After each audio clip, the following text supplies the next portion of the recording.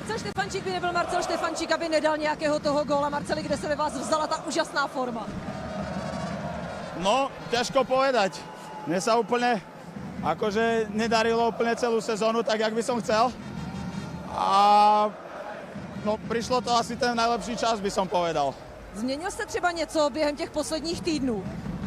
Ale nemyslím si, akože ja si to hovorím, že nie som poverčivý, ale som strašne ticho.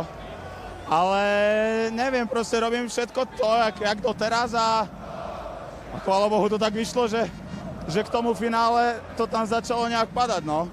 Jaký rituál musíte za každou cenu dodržet, aby bylo všechno tak, jak má být? Ježiš, to by sme tu boli do zajtra, to nechcete. Když se vrátíme zpátky do toho dnešního zápasu, viděl byste zlomový moment právě v tom gólu na 3-1, kdy to vypadalo, že Zlín se definitivně položil? No tak my keď sme ho dali, tak si myslím, že my sme mali takú už väčšiu istotu, že proste vedeli sme, že už to oni budú mať ťažšie a proste, že sme k tomu bližšie a šli sme do toho s tým, že proste ideme to ubojovať, ukopať a chvála Bohu sa to podarilo. Patří ale Zlínu absolutorium za to, jakým vám byl soupeřem v té finálové sérii. Pochválíte ho?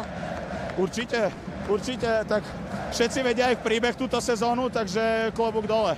Co říkáte na mexické vlny, které tady běhaly po stadionu? Nehnevajte sa na mňa, ale moc som si ich nevšímal, lebo toľko emócií dneska bolo, že fakt som mal čo robiť sám so sebou. Na jakou úroveň řadíte tenhle ten úspěch dnešní? No, povedal by som, že je to zatiaľ na najvyššej priečke, samozrejme, s tým minuloročným titulom, ale o to je tento krajší, že sme vlastne doma v našej hale. Tak můžete zužitkovat vlastně tu pozitivní energii z toho vítězství i třeba směrem k baráži. No tak musíme už to nejak, ja neviem, čo mám na to povedať. Musíme to nejak urobiť a ísť do toho pozitívne, dobre oddychnúť a dať do toho všetko. Medaile je pravá, zkoušel jste do ní kousnout? No, ja mám tento predný zub taký kadejaký, takže asi nebudem skúšať. Tak ještě na závěr ukažte nám do kamery radost, jak se raduje vítěz Maxa ligy.